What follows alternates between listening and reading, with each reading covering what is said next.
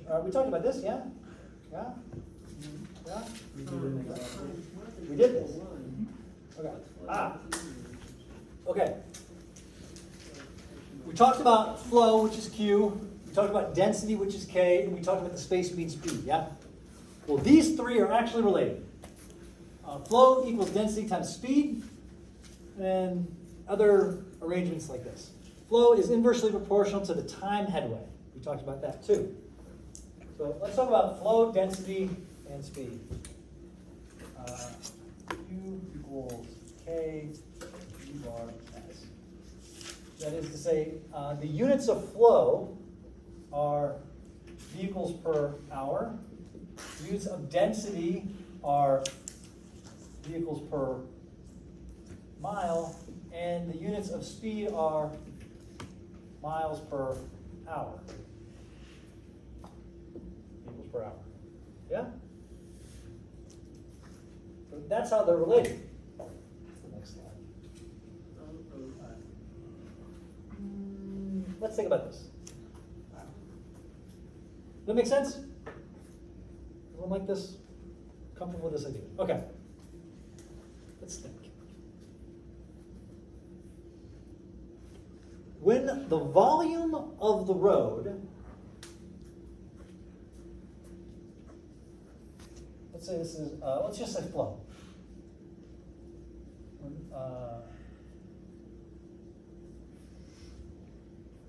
And let's say this is density. Okay? When there are no cars on the road, yeah, let's say that. When there are no cars on the road, what is the density? Okay.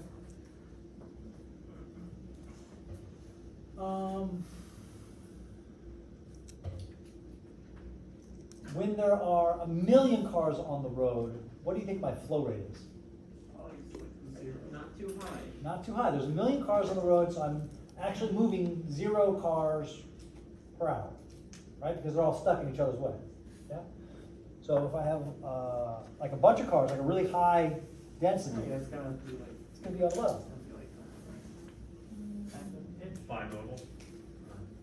We'll just leave it. But I have 1 car on the road. I have a very low flow and a very low density. I have 1 million cars on the road. I have a very low flow and a very high density. Okay? What if I had like a couple hundred cars on the road? What would be my density? Moderate. Moderate, yeah. So it would be like here, maybe. Yeah. And what if I were at capacity? Right? The capacity is the highest flow rate you can achieve, right? So there's like a Q max. And if you add more cars past that Q max, you're not getting any more flow, right? You're not getting any more flow because it's at capacity. You can only push through as many cars as you can push through. And to just add cars onto that is only going to increase your density. It's not going to increase your flow. And as we can tell, when we have like 1 million cars on there, we're actually reducing our flow. The number of cars is reducing. Is this kind of like a bell curve? Yeah, kind of like that. So we can say that this would be Q max. And then we add 1 more car, but we can't increase our flow. We can't go up this way. We can't increase our flow. We add 1 more car, we're just increasing our density. And eventually flow will follow. So that's kind of what the relationship looks like for flow and density. We have 1 car on the road, we have a very low density. We have 1 million cars on the road, we have a very low flow. Yeah? And then right around, there's a maximum that you can achieve, and we go back and forth from there. Yeah? All right. Let's then look at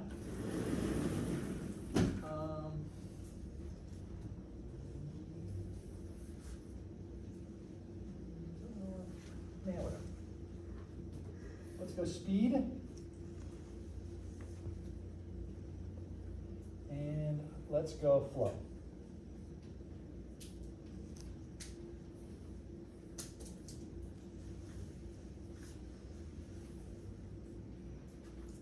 Okay. Let's say what is my speed when there's 1 car on the road?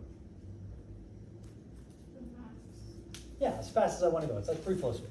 So low speed, or low flow, high speed. Okay. What is my speed when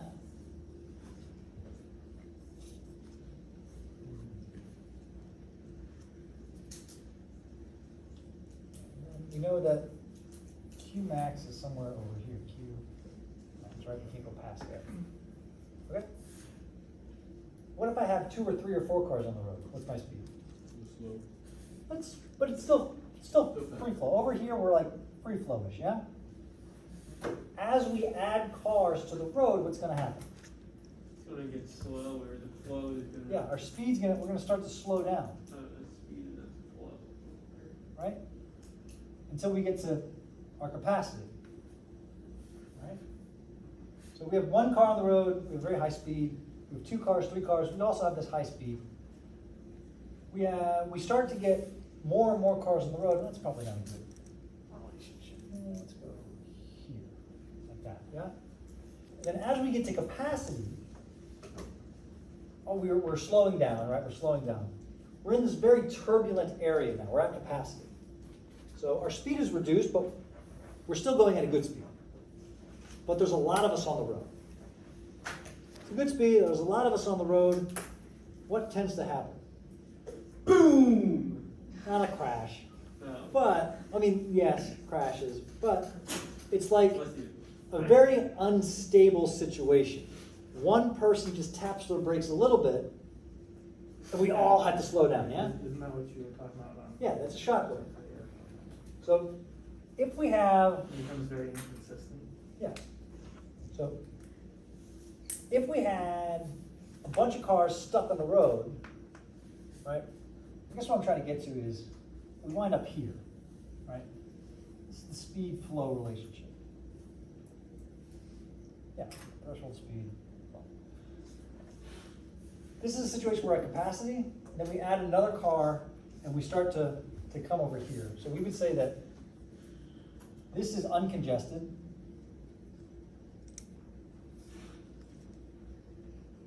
And this is congested. Right? And this is capacity. This line. Okay? And this is called something called the threshold speed. And if you're above the threshold speed in the uncongested side, you're on the uncongested side. Right? But as we add more cars, we start to slow down.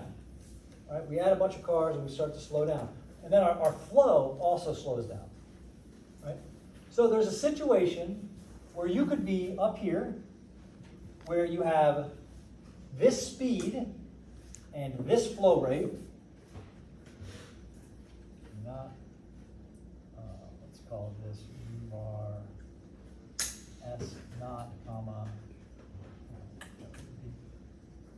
U naught, comma, U-R-S naught. That's this point. We have this speed, we have this flow, and this speed. Okay? And we're not congested. However, there is an equivalent situation where you have this flow rate and you are congested. So the same flow, maybe this is 500 cars per hour. Your 500 cars per hour exists at both speeds. One, it's not congested. There's only 500 cars moving on the road because there's only 500 cars that want to move on the road, right? And you're able to travel fast because no one cares. Another situation is you have a volume of 500 cars passing per hour, but that's because you have 10,000 cars wanting to get there and only 500 cars can get past because of congestion. So there's 2 points here on this speed flow curve that you have to worry about. There's the uncongested part, the top half, and the congested part, which is the lower half. And what separates them is the threshold speed, which is on either side of the capacity. Okay? So the threshold speed is the parabola? No, the threshold speed is some speed here Okay. that identifies kind of like the speed of capacity. So, in general, we model capacity as a fixed set amount, like a bucket of water. A bucket of water, a 1 gallon bucket of water can hold 1 gallon. Right? Well, a 1 gallon bucket of road can hold 1 gallon of cars. Yeah. That's how we're going to talk about it. That's how it's modeled. But that's not how it is in reality. In reality, the capacity changes almost minute to minute. If not, it's like the collective driving behavior of a relatively few number of cars determines the capacity of the road. Think about the situation where you have a 2-lane road, you have 2 trucks, 1 in each lane, and they're both going 25 miles an hour. Those 2 trucks are defining the capacity of that road, right? So there might be thousands of cars, but they're all stuck behind those 2 trucks. Well, it doesn't really happen that way. I guess it could, but in reality, we have a couple of cars that are up here that are kind of doing something stupid, and that's limiting the capacity of the rest of us who are stuck behind those idiots. Yeah? But there's always room on the shoulder. Not true. Okay, let's talk about one more relationship.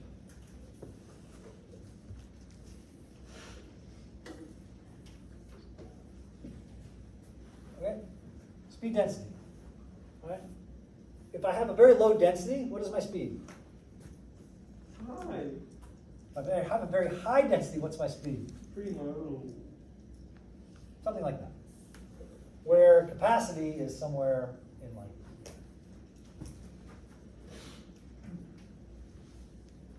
Right?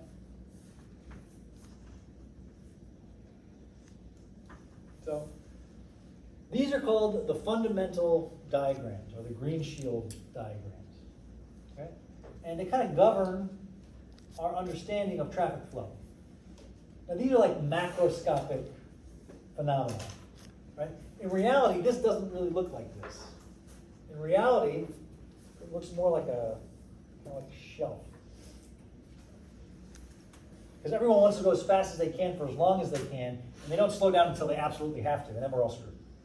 So it doesn't really look like that. It kind of looks more like this. And this doesn't really look like that. It kind of looks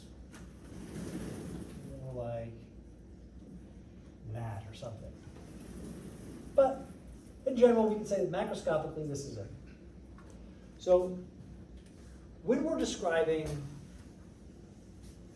broad picture cars in general, we can use these relationships to model what we think is going to happen. You add a lane of road, or you take a lane of road away, we think that this is going to hold true. In reality, you're just following the car in front of you, yeah? And when you feel uncomfortable because another car has come in and reduced your distance between you and the car in front of you, you hit your brake lights. Well, what you're doing is like you're condensing cars in space, and that's putting the congestion up, and that's moving in the density figures. So, traffic flow erosion. When density is 0, the flow is 0 because no vehicles are on the road. As density increases, flow increases until we reach a maximum capacity. That's describing this figure. Density will increase with further reductions in flow until it reaches its maximum. The jam density when it approaches flow, blah, blah, blah. Okay. Here's our fundamental diagrams. Speed, flow, speed density, flow density. All right. What's the slope of a line on here? It's the change in flow over the change in speed. So it's vehicles per hour divided by vehicles per mile, miles per hour. So the slope of this is speed. The steeper the slope, the higher the speed. The more subtle the slope, the lower the speed. Yeah? And we can see that here. If we were here, we'd have a speed of this. But as we add more cars on the road past capacity, now we have a speed of this. Yeah?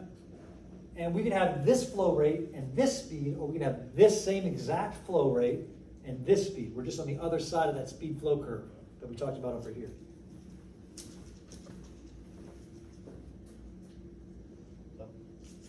Okay. Here is a situation where we have 2 sections of roadway.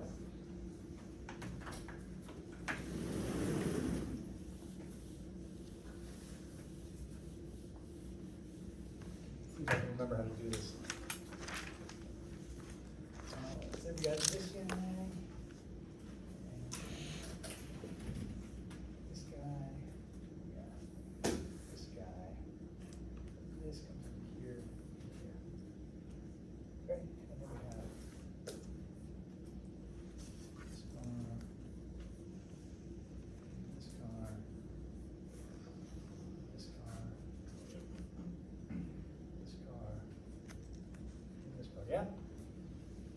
we have two sections of roadway, okay?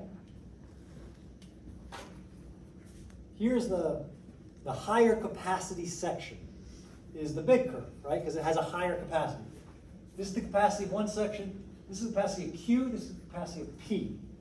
So we would say that this is section P, and this is section Q. Okay? And this is the speed flow relationship of P, and this is the speed, the volume density relationship of P, and this is the volume, or the flow density relationship of Q. Yeah? Sound good? Can you repeat that, please? Yeah. This higher, this bigger one has a higher capacity, yeah? You see that? Because it has a higher maximum flow rate. It has a higher capacity. It represents this section. Right? And this one, which has a lower capacity, represents my downstream section. This one over here. Yeah? The problem is that the vehicles from P are flowing into Q. And this could be an issue, yeah? Totally be a problem. So we'll talk about a scenario, right? Here, well, let's say that we have a volume of P, or a flow rate of this Q on P. And we're going from this curve, so we're going to jump curves here, right? If I'm here, I'm solidly in the P section, yeah? If I'm here, I'm solidly in the Q section. But at some point, we transition from P to Q. Yeah? So, what this is showing is I have this volume and I'm on the P curve, right? And at this volume, I'm traveling with this density and this speed, right? What's going to happen is as I transition sections, I'm going to go from here over to here, right? I have the same volume. My volume didn't change. I'm going to go from here over to here. I think that's the next slide.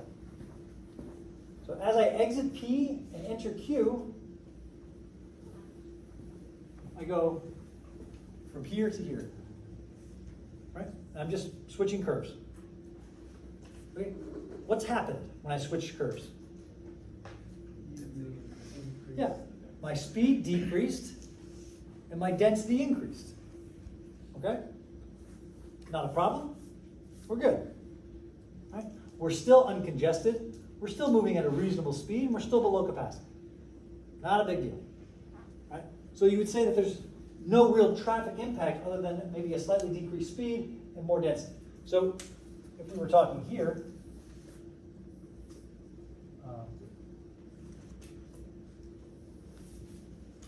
we went from a situation where we were like here to a situation where we were like here.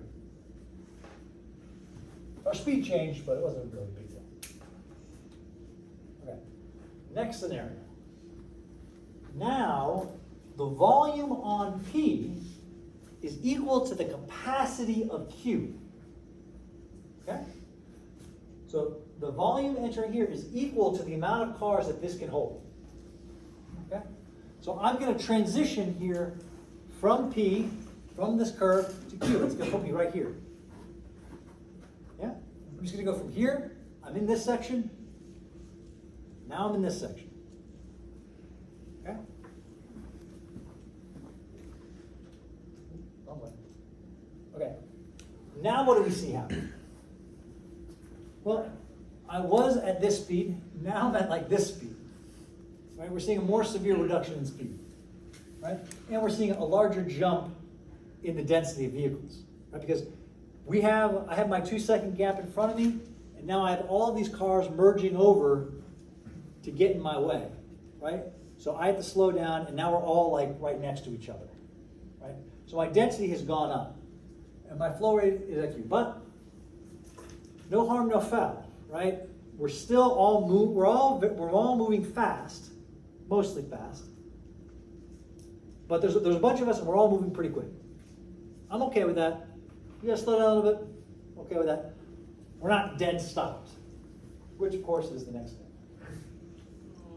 now we have this situation where I'm flowing, the flow on P is higher than the capacity of Q.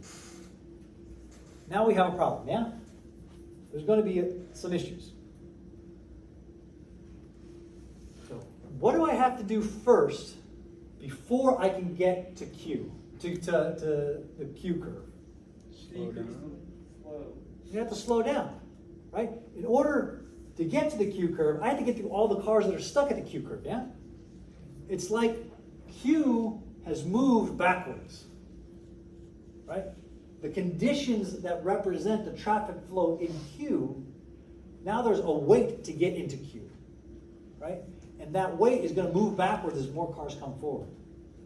So what ends up happening is I go from Q on this curve, I have to go to here. I come, well, let's see what this says. Okay. In order for me to get to Q, I have to reduce my flow on P. So think about this. I have a bunch of cars on the section P. In order to funnel our way down to Q, I have to come to almost a stop, right? I have to reduce I'm still physically on this P section. I'm physically on this P section, but in order to get into Q, I have to slow down. And when I slow down, my density goes up and my speeds go down and my flow rate goes down, yeah? That's what this is signifying. I'm on P, I'm physically on P, but the traffic situation at Q is dominating so much so that it's spilling out into P. So I'm coming from here while still in this section. I have to reduce my flow rate. My flow rate must be reduced because I can't fit any more cars here. And once my flow rate is reduced, because we're all slowing down and we're all stuck in this queue, then as I transition through that queue, once I get past this bottleneck, I physically go back to here. So if you think about speeds, I'm traveling at this speed, yeah? Traveling at this speed. Then I have to travel at this speed. I just spit on my mask. Then I have to travel at this speed, and that's the speed at which I'm going through the queue. That's the speed of the queue. Then, once I get through the bottleneck, I go from this speed back to this speed. I pick up speed again, yeah? And that makes sense. That's what we do, right? When we get stuck in traffic, that's what we do. We're like, oh no, there's some traffic backup in front of me. I wonder what it is, right? We're all driving, we're happy we're driving, and then we start to see traffic backup. We're like, oh darn, I wonder what that is up there, because you're still in P, right? You're still on the P section. You can't see what's happening at Q because there's cars in the way or whatever. And then you're on P and you're waiting in this line and you're da-da-da-da-da-da-da-da. Then once you get to whatever that capacity restriction was, whether it's a car blocked or the number of lanes have changed, once you get past that, then you reaccelerate. Yeah? Even if you're going from 2 lanes to 1 lane, after you get past that 1 lane transition, then everyone just follows each other and speed picks back up. This is the mathematical representation of exactly that, right? We have all of these cars filling in these gaps, which are violating my 2-second comfortable field. So I have to reduce my speed. What I'm actually doing is I'm reducing my speed and increasing my density such that the resulting flow rate of us as a collective is equal to that of the capacity of this section so that we can all fit through. Who knew there was that much science in the traffic block? Huh? Wow. All right. One more here. Okay. So, let's just say this represents P, Q. This is the density of P. This is the speed in P. This is the transition between traffic states. This is Q, the speed of Q, and the density of Q, yeah? I say W is the transition in traffic states. So for the first case, where our flow rate is less than our capacity, and when our flow rate is equal to our capacity of the smaller section, Q is Q and P is P, right? And W is stationary. However, as the traffic backs up in Q, backs up into P, this W, this transition between traffic states, the traffic states being speed 2, density 2, and flow in Q, this traffic state actually begins to dominate the upstream traffic state, and it moves backwards. Right? That's the shock wave we've been talking about. Right? That's everyone's brake lights moving backwards onto the section P where there was no traffic before. Okay?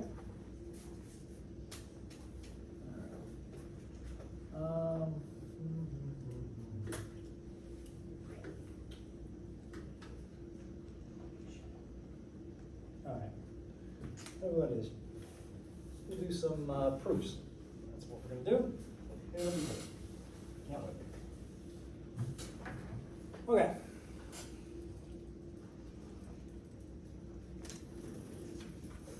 I don't want to start this. Okay. The relative speed. Do we actually use Q's? No, we use 1 and 2's. Okay. So let's just say this is 1. And this is 2. Therefore, this has this state has Q1 equals K1 times Q bar S1. Yeah? This is W. And then this is Q2 equals K2 times U bar S2. Okay? So the first one, I want to know what the speed of 1 is relative to my transition, right? In the first state and the second state, there was no transition. This transition was stuck in space, right? In the third state, this transition is moving. So I would say that U bar S1, I would say, what is it, relative? Yeah. The relative speed,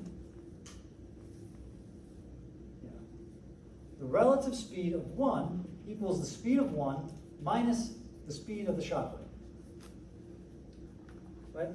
That is, if this shock wave, if we're all moving at 60 miles per hour this way, and the shock wave is moving at 10 miles per hour backwards, then my state, this P state, is contracting, or is only expanding.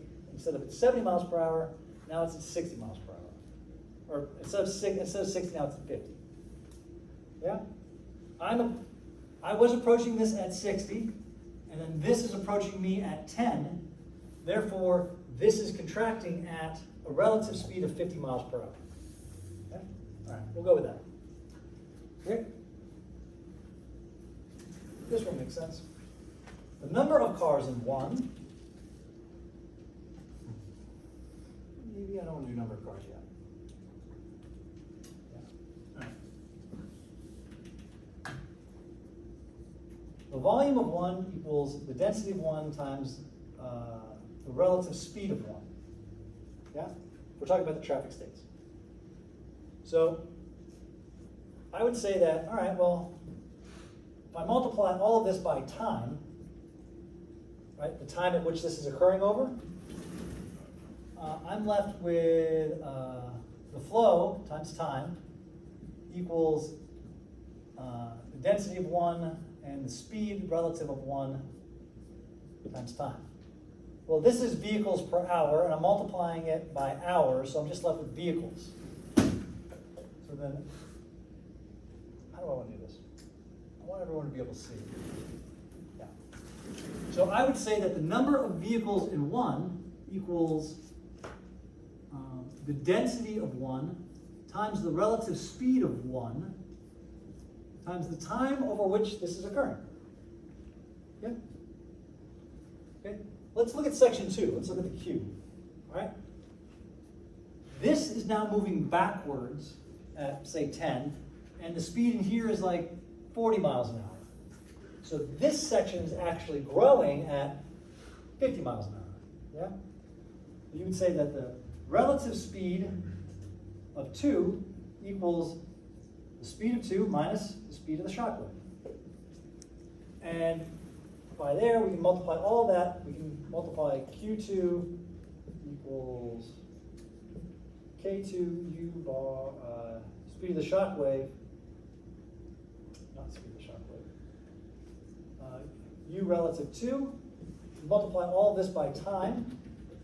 We're left with the number of vehicles in 2 equals the density of 2 times the relative speed of 2 times time over the time that this is occurring. Sound good? Okay. What else do we know about the number of vehicles in 2 that we know is true for the number of vehicles in 1? Are they equal to each other? Yeah. The number of vehicles entering 2 is the number of vehicles exiting 1 over this time period. So then we can say that N1 equals N2. Yeah? Then we can say that K1 relative U1, we'll leave it like that, that's fine, equals K2 relative U2, relative 2. Oh, sorry, that's what I wanted. Times time, and then time cancels out. Okay? Let's plug some stuff back in here. We know that this relationship is true. Well, let's just say K1 times U bar S1 minus the speed of the shock wave equals K2 U bar S2 minus the speed of the shock wave. We're good? Okay? Let's fix this up a little bit, huh? So we'll say K1 URS1 minus K1 speed of the shock wave equals K2 URS2 minus K2 speed of the shock wave. Yeah? Sounds good. Okay? This equals Q1. This equals Q2. And so we'll say Q1 minus K1 speed of the shock wave equals Q2 minus K2 minus the speed of the shock wave. Yeah? Rearrange all this stuff. What would be an easy way to do this? I'll go Q2 minus Q1, therefore equals K2 speed of the shock wave minus K1 speed of the shock wave. And then we can filter all this out. I'm left with Q2 minus Q1 equals, divided by K2 minus K1 equals the speed of the shock wave. Okay? That's the proof we're trying to get to. Okay? What that's saying is the speed at which this state, the downstream state, dominates the upstream state is proportionate to the change in traffic volume between the two divided by the change in density between the two. So it's a function of how many lanes you're closing and how congested it was before and after that closure. And if you have a lot of lanes closing, say you're closing all lanes on I-95 during rush hour. So rush hour has a moderately high density, has a lot of cars closing, and it's going to have a very high density afterwards. Yeah? So the speed at which that wave is moving backwards is very high, which is very dangerous. I don't like that, because it surprises people. So, let's go back to this picture. Okay?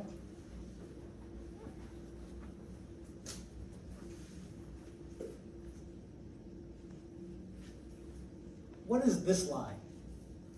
All right, what is this transition? I'm transitioning from a congested state, or I'm transitioning from an uncongested state to a congested state. Yeah? And I'm doing that on the section P, right? That's really the transition. That's transitioning, I'm transitioning from the traffic state that dominates P to the traffic state that dominates Q. Yeah? And by doing so, by forming this, the slope of this line is how fast that transition is occurring. Yeah? What would we say about the slope of this line? It's negative. Yeah? It's proportionate to my volume in 1, and my density in 1, and my volume in 2, and density 2. The slope of this line is the speed of the shock wave, right? If this is Q1, K1, and this is Q2, K2, then the slope of that line is Q2 minus Q1 over K2 minus K1. Yeah? And that's it. This is it graphically. This is it mathematically. What I want you guys to understand is what it means practically. Okay? It means that I'm driving and everything is fine and dandy. There's some traffic problem up front that is moving backwards as I'm approaching it. And I have to slow down. And we have to reduce our speed. Well, because there are more cars coming into our lane, we're reducing our speed. I'm uncomfortable, I have to reduce my speed.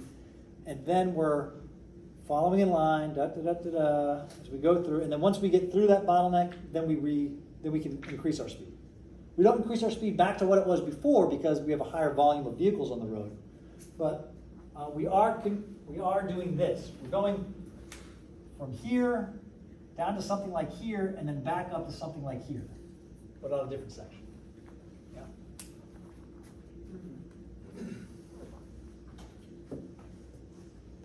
What better to help us understand the concept than an example? All right? I have a 2-lane road that has a volume of 1,500 vehicles per hour in each direction and a density of 25 vehicles per mile. The truck enters the road traveling at a speed of, at a speed of 10 miles per hour for a distance of 2.5 miles.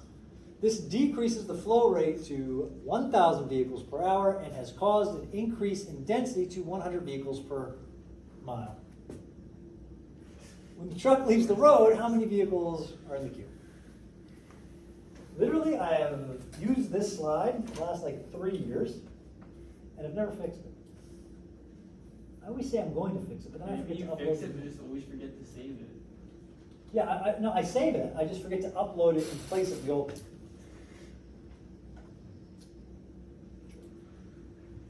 See, this is why I don't do this. Train wreck. All right. Computers. What are they good for? Exactly, nothing, man. They're just trying to take over the world. What was that? I want to say Netscape. It's not Netscape. Skynet. Skynet. There we go. There you go, I got you. Thank you. That's my generation too. Go home and watch Wayne's World. Yeah. Teenage Mutant Ninja Turtles, the original. I've distracted myself now. Okay. Good call. Okay, we have traffic state 1.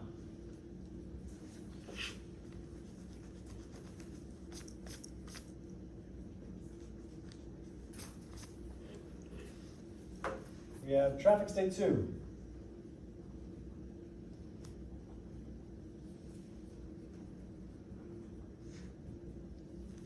Okay?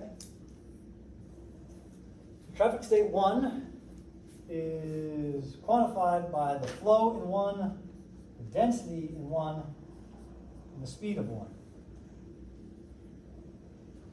And traffic state 2 is the density of 2, the flow of 2, the density of 2, and the speed of 2. I'll just go. Okay? So when we're solving these problems, first step is to find Q1, K1, speed 1, and then Q2, K2, speed 2. Yeah, sounds good. Okay, so we have 2 lanes. We can sketch this out.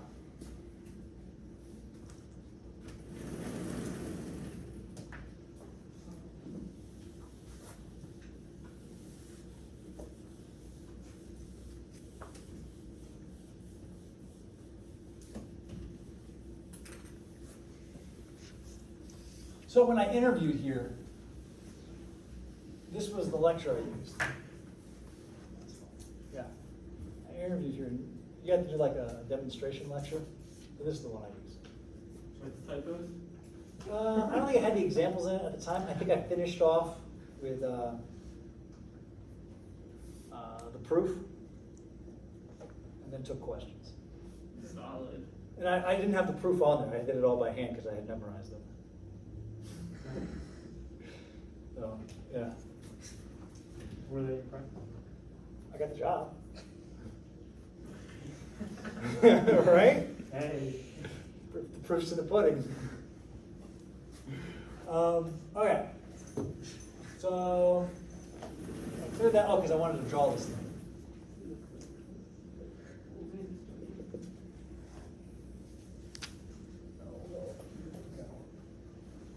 So we have these cars that are going with an average speed of something.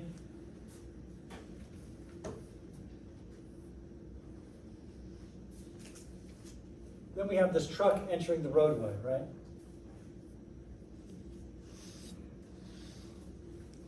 That's going to cause our event. It says 1,500 vehicles per hour, so we assume that this is not available for passing. That's generally how this problem is. You can't pass. Right? There's cars here that are all moving in this direction. It's the 2-lane, there's only 1 lane to travel. But One it's a lane in each 2-lane direction. road. 2-lane road has 1 lane in each direction.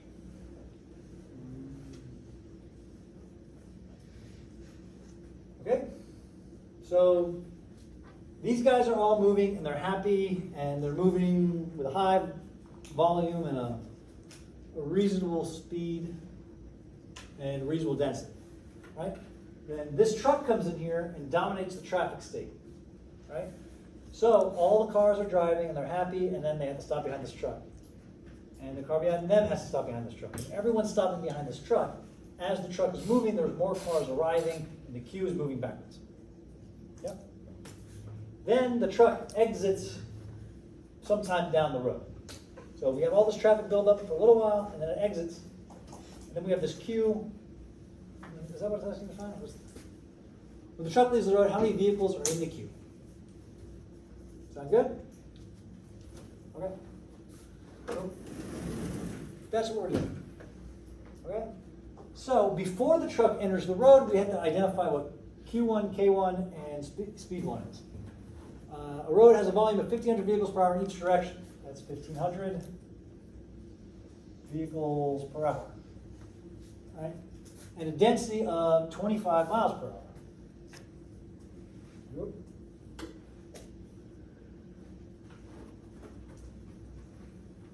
For 25 vehicles per mile? Yeah. Equals per okay. It was a test. Mm-hmm. Good news, you passed. They made it for You just passed. Killed it. Did a great job. Okay? Truck enters the roadway traveling at a speed of 10 miles per hour. So what's the speed in the after state? Since no one can pass the truck, it is 10 miles per hour. Okay?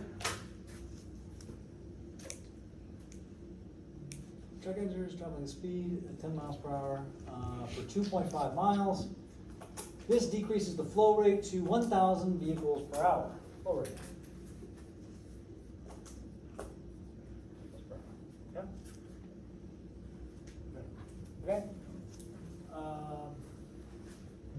So, as for step one, we have to identify what parts we're missing. What part are we missing? We're missing the speed here and the density. Yeah. Does that give us the density of 100 vehicles per mile? Yeah, it also does it. This one? Yeah. Where'd you get YouTube at? It says 10 miles per hour for distance. Yeah, the truck is entering at 10 miles per hour. Oh. So that's what's dominating the second state. That dictates the speed of everybody, you know. Okay. So what's this one? You should have quit. Kind of find it. Yeah, Q equals Hmm? Q equals K S.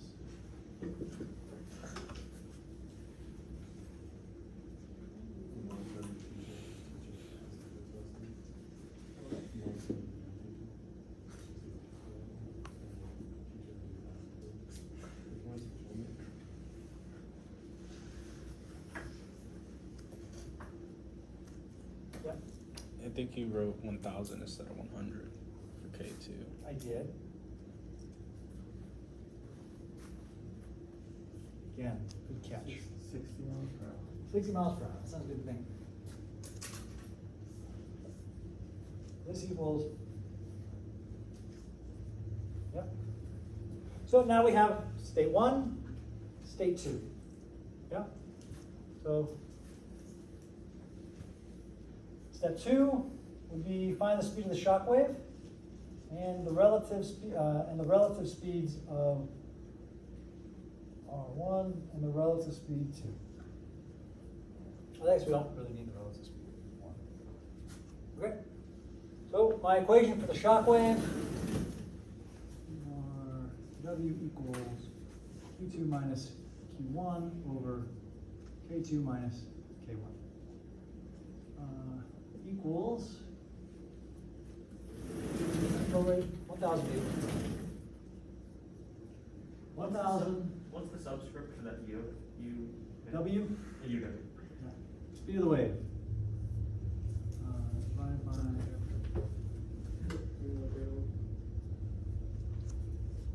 Those airplanes? I thought it was thunder or Tony, but. There was supposed to be a rocket launch, but that probably got canceled. That's really speed rating. Maybe it reads. Or very far away. Oh. Yeah, they're not launching at the airport. Where's this supposed to be? Vandenberg. Or not Vandenberg, Marlon, how we doing? Can you see in the back? Good? Speaking English mostly?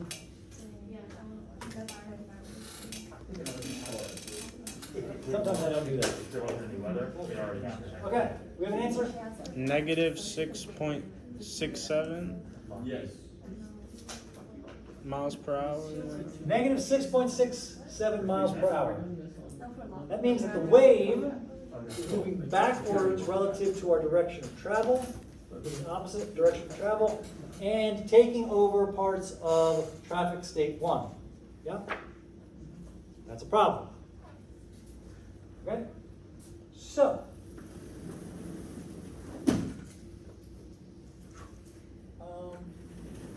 let's see. Yes?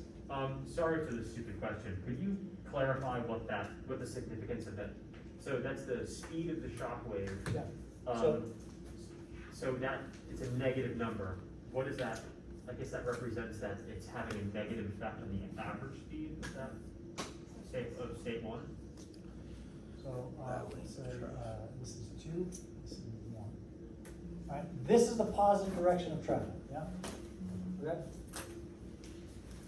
This line delineates where Q1, K1, and U1 dominate. And this is where K2, Q2, and U2 dominate, okay? What calculating this means that we're moving this is moving this way. That means that this state is dominating here. So let's just say this is at instant W naught. And then let's say after some duration of time, W1 is back here now, right? That means that all of this is now dominated by the traffic state here. This is where we're all piling up to reduce our flow so that we can fit through here.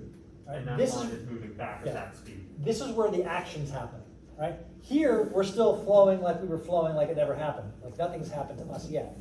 Here is where we're coming down that, that curve onto the section. That's the speed of the shock wave. And then once our flow represents that, once our density is such and our speed is such that it makes a flow that we can get through here, then we single file go through here. Thank you. So this is moving backwards at 6. So let's look at the relative speed in 2 is the relative rate at which Q2 is growing.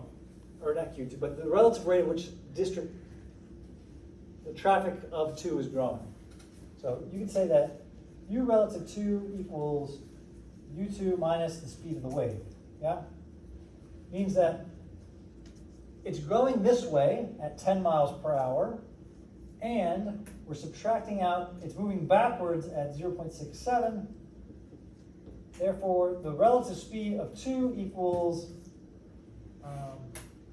16.67. 16.67 miles per hour, right?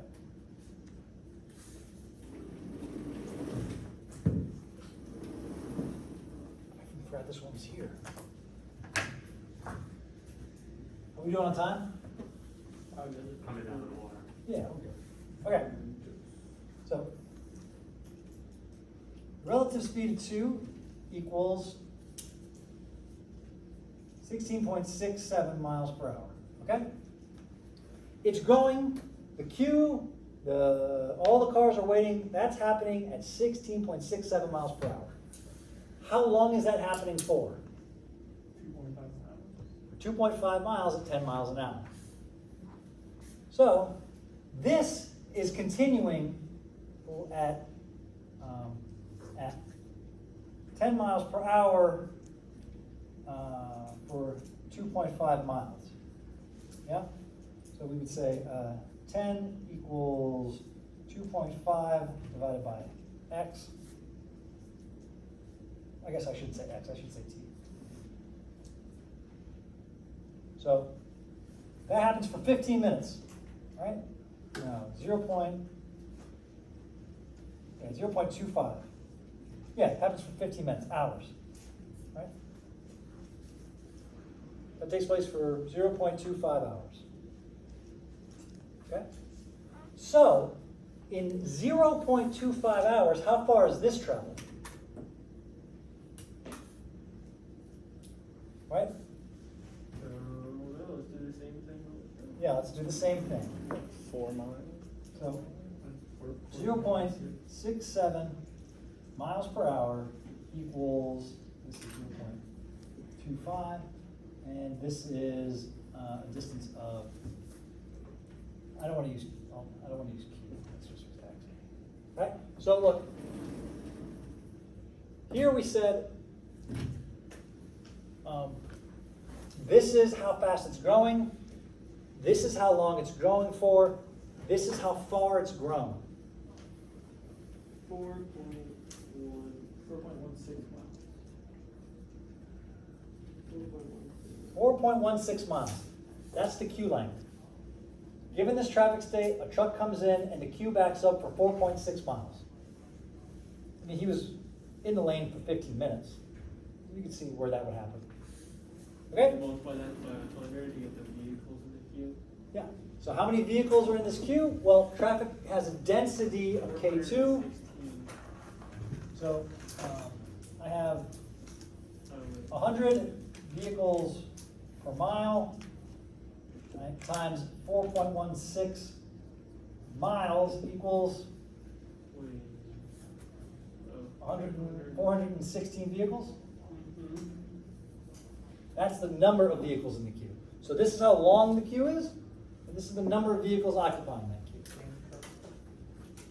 That damn truck. Okay? Yes? So would this 4.16 be the length of the queue in section 2? For traffic state 2? Yeah, this would be the length of the queue from behind, wherever the truck is. When the truck leaves, that's how many cars are waiting behind it. Oh, That's a lot. Yeah, it is a lot. That's like 4.2 miles worth of cars.